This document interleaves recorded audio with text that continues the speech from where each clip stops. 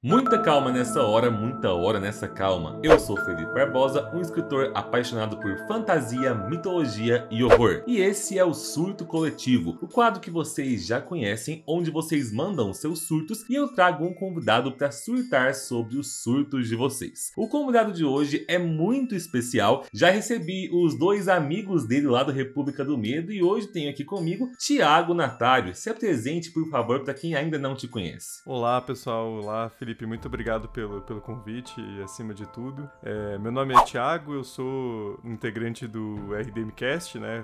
Fechando a tríade aqui no canal e a gente agradece muito pelo espaço. Estou no RDM já há bastante tempo, faz aí uns 6 anos para 7, então falando já desde muito sobre o horror e conversando sobre o nosso gênero favorito. E o Iluminado é um filme que com certeza tem um significado muito grande para mim e para o próprio RDMcast, então estou muito feliz de estar aqui para falar sobre o filme com você e com a galera aí. Bom, pessoal, lembrando que as redes sociais do Thiago e também o link do RDMcast, as redes sociais do República do Medo vão estar aqui na descrição. E lembrando também que esse é mais um conteúdo da nossa maratona de horror. Ao longo do mês de outubro teremos conteúdos diários sobre horror ao longo dos 31 dias do mês, então fiquem de olho. Sem mais delongas, bora lá então. Como é possível que um filme seja lembrado por muitos como um dos melhores longas de horror da década de 80 e ao mesmo tempo por muitos como uma péssima adaptação do seu livro de origem? E embora até hoje receba algumas críticas pela falta de desenvolvimento dos seus personagens em comparação à obra de Stephen King na qual foi baseado, o filme de Stanley Kubrick é considerado por muitos como um dos filmes mais perturbadores e esteticamente memoráveis de todos os tempos. O escritor Jack Torrance está lutando há alguns meses para se manter sóbrio e aceita o emprego de zelador de inverno no isolado hotel Overlook, e junto com a sua esposa e o seu filho vai enfrentar os desafios de um inverno rígido e solitário, ao passo em que o seu filho Danny vai descobrir mais sobre suas habilidades psíquicas que logo irão chamar a atenção dos fantasmas que habitam o hotel. Essa é a sinopse de O Iluminado de 1980, que foi a indicação do Thiago Natário do República do Medo para nossa maratona de horror. Thiago, conta pra gente por que é que você escolheu esse filme. Cara, eu escolhi o Iluminado porque, junto com Alien, são os meus dois filmes de horror favoritos, e tem muita conexão também com a minha própria existência e entrada no podcast, né, no RDMcast, então tem essa questão ali dos primórdios, né, e o Iluminado em particular foi um filme que eu fiquei muito obcecado uma época, e eu resolvi que eu ia fazer uma análise escrita sobre o filme para um blog que eu tinha na época e ainda mantenho, atualizo de vez em quando, né. Cara, eu fiquei tão louco que eu vi o filme 2 vezes seguidas, assim, não na mesma noite, mas eu vi num dia, comecei a pensar o texto, os principais pontos de análise e falei, cara, acho que eu não entendi de 100%, vou ver de novo. Aí eu assisti, assim, sendo que eu já tinha visto antes, né, foi assim, terceira e quarta vez pra conseguir fazer um texto, e aí escrevi um texto enorme, assim, uma coisa, eu fiquei obcecado pela obsessão do Jack Torrance em algum ponto, e até hoje eu acho um filme perfeito em termos de atmosfera, assim, e eu Kubrick é meu diretor favorito, na verdade, né, então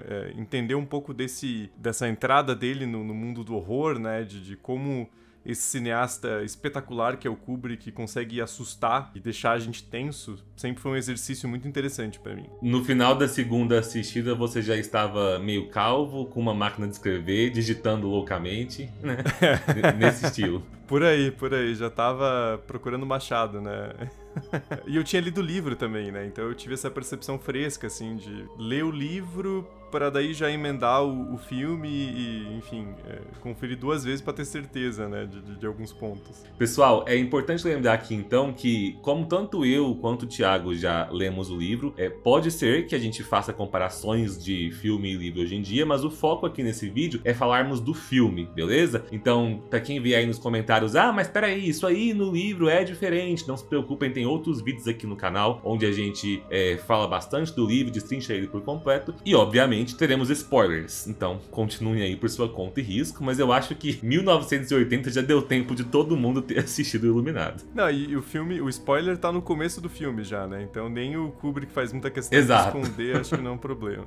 Então vamos ler aqui o primeiro surto da Fisioterapia Valiosa, que diz assim: meu maior surto relacionado a esse filme é que todas as vezes que fui assisti-lo, não passei do começo por medo. Alguma coisa na atmosfera e no ritmo desse filme me perturbam muito. E aí já já o Anderson Roberto do Rosário 10 respondeu: essa coisa é a genialidade da direção do Kubrick. Eu tenho muitos amigos, inclusive, que se identificam aí com a fisioterapia, que dizem que a direção do Kubrick foi responsável por pesadelos, né, por noites sem dormir. E, assim, eu não posso dizer que foi um dos filmes que mais me perturbou nesse sentido, até porque acho que a primeira vez que eu assisti, eu já conhecia a história e fiquei muito na época... Eu não tinha lido o livro do King ainda, mas eu fui assistir o filme já com as expectativas do que ia rolar.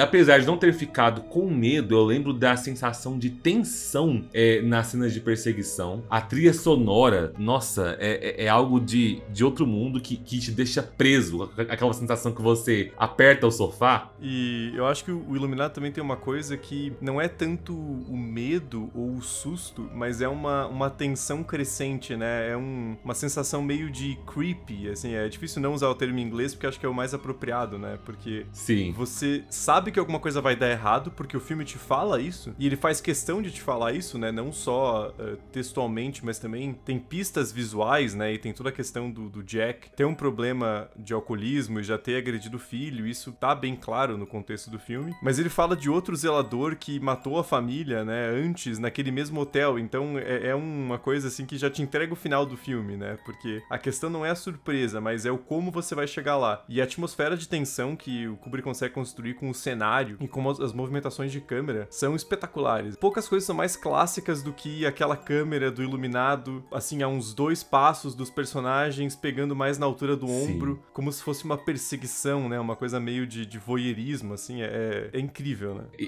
O Kubrick é muito bom em criar expectativa nas cenas dele. Você falou da questão da câmera, tem 2 cenas que até hoje, quando eu reassisto, me causam tensão. Inclusive, eu reassisti o filme ontem pra gente gravar e tive tensão nas exatas 2 cenas. Depois que o Jack já começou a ficar meio perturbado, que ele teve um pesadelo diante da máquina de escrever, a Wendy vai até ele e começa a perguntar o que aconteceu. Aí o Kubrick filma o Danny chegando de costas e o Danny vai andando de costas, a câmera não mostra o rosto dele. Você sabe que aconteceu algo com o menino, mas o Kubrick não revela o que foi. E a gente que já assistiu sabe o que é, sabe que são as manchas roxas, já sabe o que causou, mas ainda assim, até mostrar o Danny, dá uma tensão, tipo assim, o que rolou com esse moleque naquele quarto. E agora outra que sempre me pega desprevenido é quando o Dick Halloran, o cozinheiro, chega e vai entrando pelo hotel e perguntando, tem alguém aí? E aí ele vai andando por aquele corredor e a gente sabe que o Jack vai sair de trás de uma das colunas, só que eu nunca lembro de qual coluna que ele vai sair.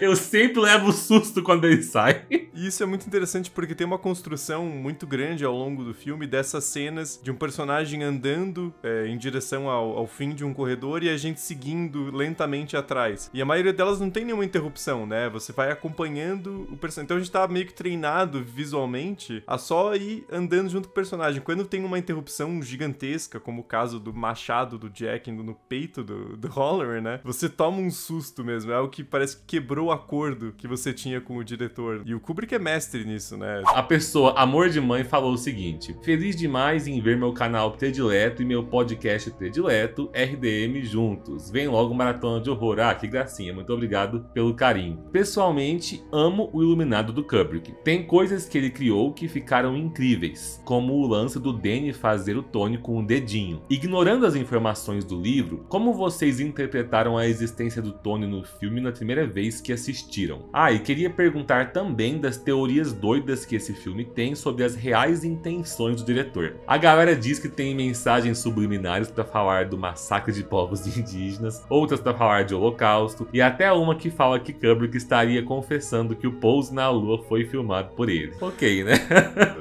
Essa última é muito genial, cara. Vamos falar primeiro da parte menos viajada aqui então, que é o Tony, porque as 2 perguntas dela são bem diferentes. O Tony já dá pra gente viajar, mas é a parte menos viajada da pergunta. Eu já fui e voltei com interpretações em relação ao Iluminado, porque quando eu vi pra fazer aquela análise que eu falei, né, há algum tempo, que eu vi o filme 2 vezes e tal, eu fiquei tentando muito achar maneiras de encaixar uma explicação não sobrenatural pro filme. Maneiras de pensar como tudo aquilo podia ser psicológico, né? Porque o cinema cinema do Kubrick é muito assim. É um tipo de cineasta muito focado numa espécie de um realismo, né? Eu defino como um cinema ateu, assim. Parece que não tem nada acima, né? Mesmo 2001, Odisseia no Espaço, ele tenta deixar dentro do possível calcado em alguma forma de realidade, né? Por mais que seja algo impressionante, espetacular. Mas é difícil, né, no Iluminado, porque tem algumas coisas muito explícitas, né? Uma que eu sempre esbarrei no final foi a porta da despensa onde a Wendy tinha trancado o Jack, ela se abre, né? Então, assim, quem que abriu, né? É difícil você escapar de uma explicação sobrenatural ali, né? Então, eu acho que fica um pouco ambíguo e de propósito, né? Será que o Tony realmente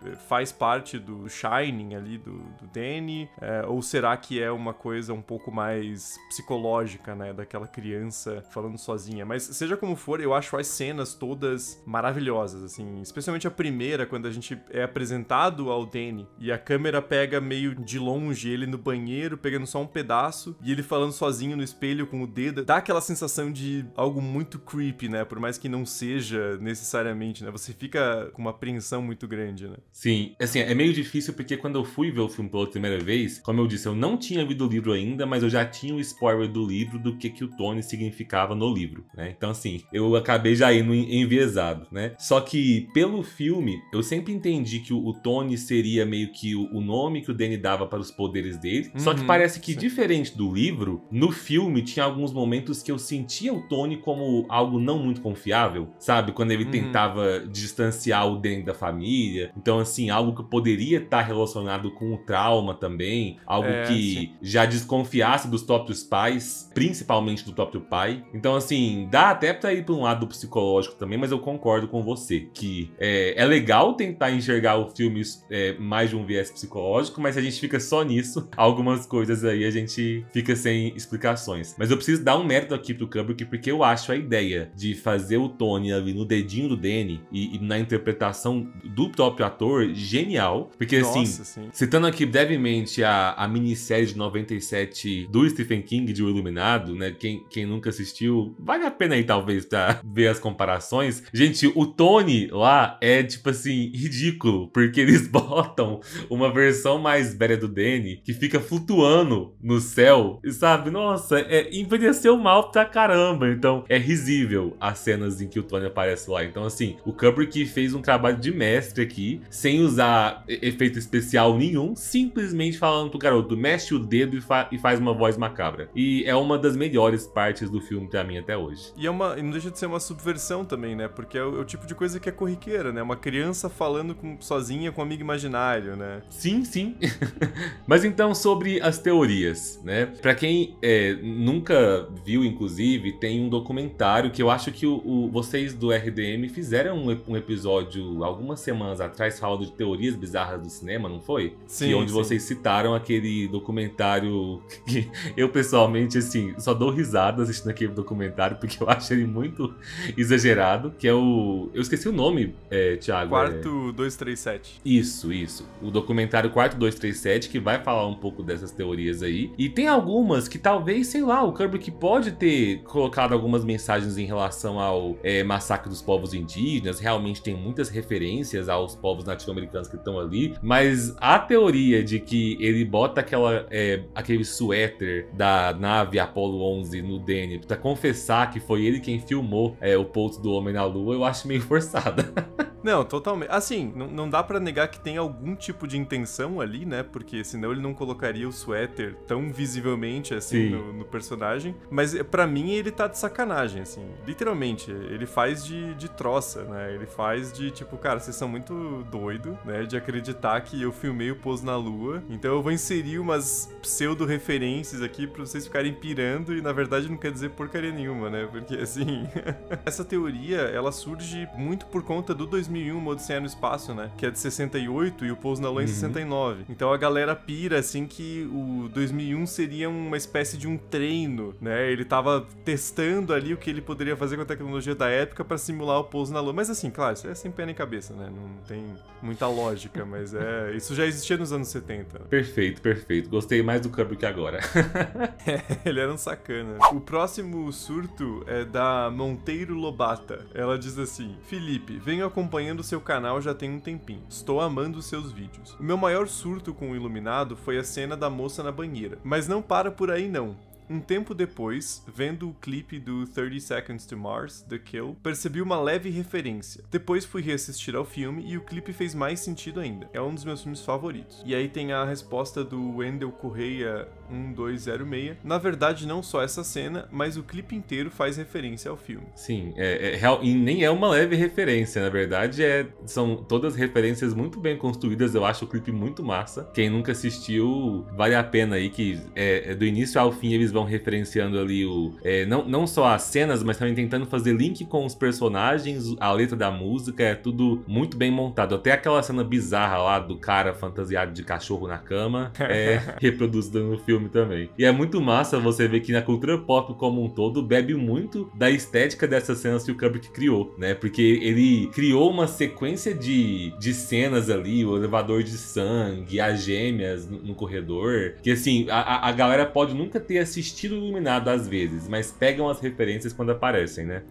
Não, a iconografia do Iluminado consegue superar o filme, em certo sentido. Como você falou, muita gente que não conhece, nunca assistiu o filme, tem alguma noção, né? Porque aqueles padrões no tapete, por exemplo, né? Nas cenas em que o Danny tá brincando, sim, são super reconhecíveis. Nossa, cara, tem algumas questões visuais nesse filme que são impressionantes, assim. Consegue ser um clássico muito gigante, sem contar a cena do Here's Johnny, né? Que acho que milhões de vezes já citada, né? Além de todas as referências estéticas, uma coisa que é massa, que o Iluminado ele traz um marco. Eu vou usar um termo aqui que eu não gosto da forma como ele é usado na internet, que é o famigerado horror psicológico, né?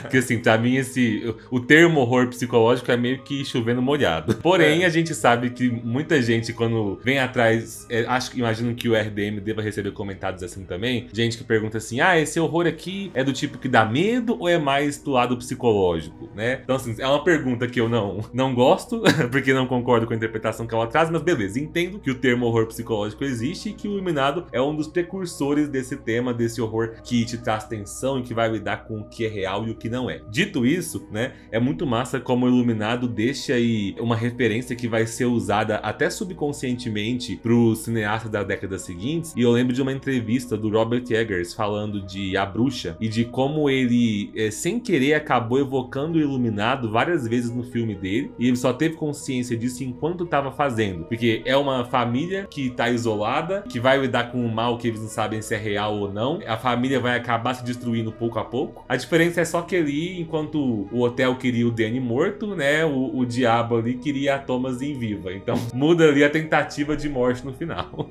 Mas e essa é a grande questão do Iluminado que muita gente cita, e a gente acabou conversando um pouquinho no começo, né, que é a atmosfera. O medo não é tão concreto quanto, né, no final do filme que o Jack já tá correndo atrás do Danny, né? A gente tem mais aquela antecipação do cenário a gente acompanhar a sanidade mental do Jack se deteriorar cada vez mais, e aí a gente já tem, né, o exemplo do que aconteceu com o zelador, né, o Greedy, e as filhas dele, que são as gêmeas que aparecem lá pela metade do filme, né? Então é tudo muito essa tensão, e aí a própria questão do quarto, né, do quarto 237, é algo que fica pairando sobre o filme durante muito tempo e é muito essencial também para construir essa tensão, né? Sim, sim. Com certeza.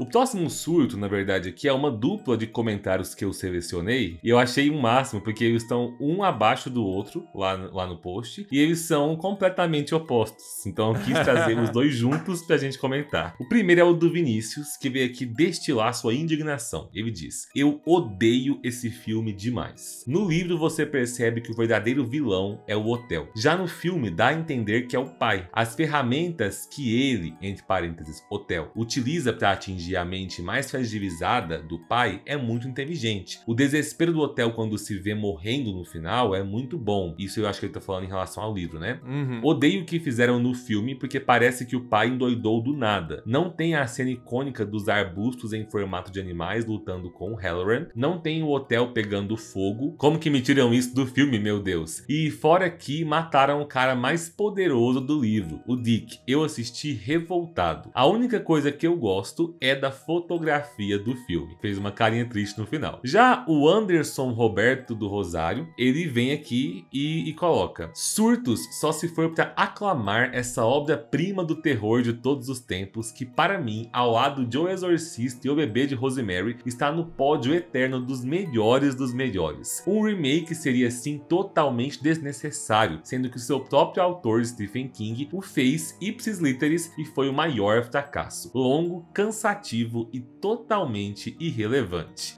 Então temos aqui um defensor de King e um defensor de Kubrick.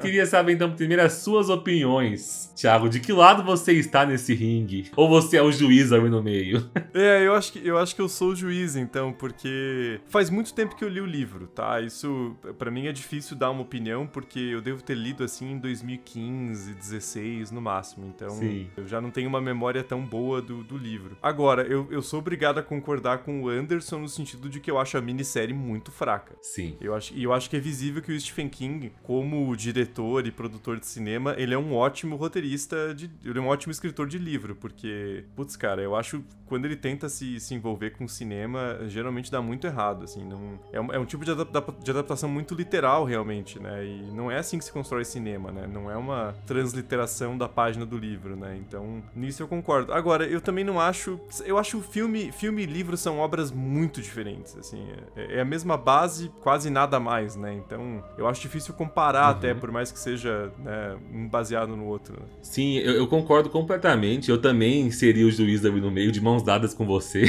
Porque assim, eu na verdade, acabei de reler o livro porque vocês estão assistindo esse vídeo só em outubro, mas a gente tá gravando em setembro e a gente acabou de sair da leitura coletiva que a gente fez do Iluminado. E reler o livro e reassistir o filme me fez ter até uma nova visão sobre as duas obras. Eu continuo entendendo por completo a dor tanto do King enquanto escritor, quanto de alguns leitores, com determinadas escolhas que acontecem ali no filme, tanto em relação à personagem da Wendy, que tem um desenvolvimento melhor no livro e no filme não tem, acaba sendo uma mulher muito estereotipada, mas principalmente em relação ao personagem do Jack, porque tem aquela velha reclamação que eu acho uma reclamação até ponderada, que por causa da atuação do Jack Nicholson, que é muito boa, mas o Jack Nicholson tem cara de louco desde o começo, você nunca sabe qual que é o momento em que o hotel passou a dominar ele, porque naquela cena no Fusca, quando ele vira pro Danny e fala canibalismo, viu? Ele viu na TV,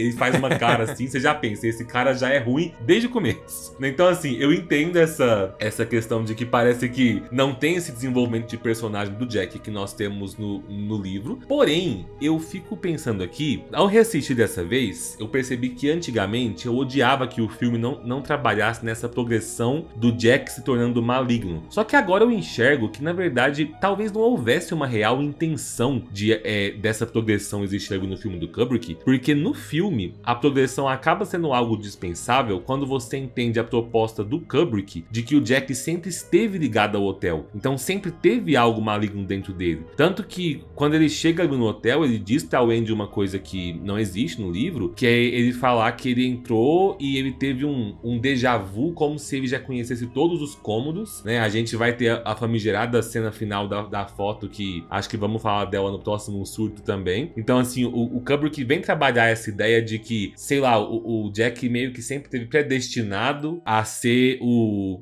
vilão dessa história, assim como o Danny estava predestinado a ser o herói, né? Então eu interpreto mais por esse lado e acabo passando pano pro filme nesse quesito, que pra mim era um dos poucos defeitos que o filme tinha. Tirando este lado, acho que o filme é uma obra-prima e até o próprio Stephen King tem consciência que ele deve a popularidade da sua história ao filme do Kubrick.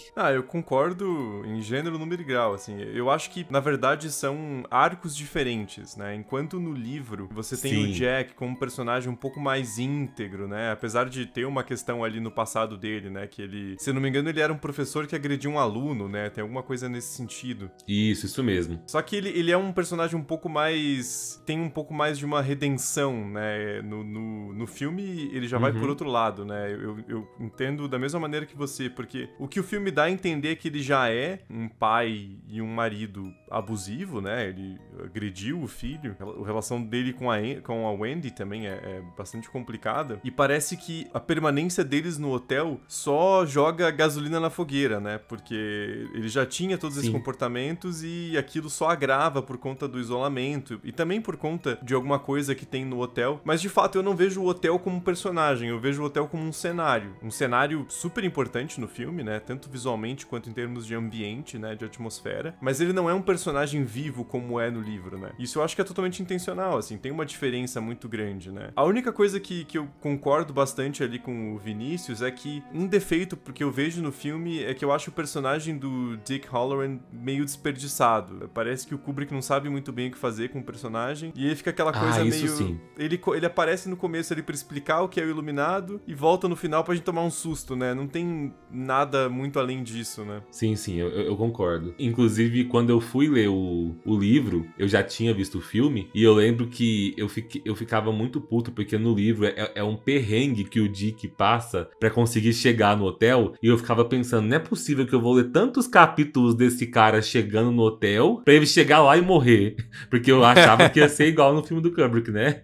Mas felizmente no livro ele não morre. Então sim, nesse ponto eu concordo também. Eu concordo e aí eu vou falar de outro ponto que eu discordo, que é quando o Vinícius fala que queria ter visto no filme do Kubrick a cena icônica dos arbustos em formato de animais lutando. Eu sei que tem fãs que vão discordar, mas essa cena funciona muito bem no livro, mas na tela não é a mesma coisa e eu agradeço pelo Kubrick não ter colocado, eu acho que o labirinto funciona melhor. Fora que na minissérie foi feito, né, os arbustos se movendo e é uma coisa tosquíssima, assim, né? Tudo bem que é um orçamento anos 90 e de minissérie, mas não tem muita desculpa, né? Aquilo é muito, muito tosco. É algo que é das piores coisas da minissérie que já não é boa, né? Então, eu acho que é uma boa representação de como aquela cena no cinema, ela é bastante inviável. Concordo 100%. Bom, pessoal, nós vamos pro último surto, mas antes não se esqueça daqueles avisos de sempre, deixe aí o seu curtir, compartilhe o link com seus amigos, se inscreve no canal, ative o sininho para receber as notificações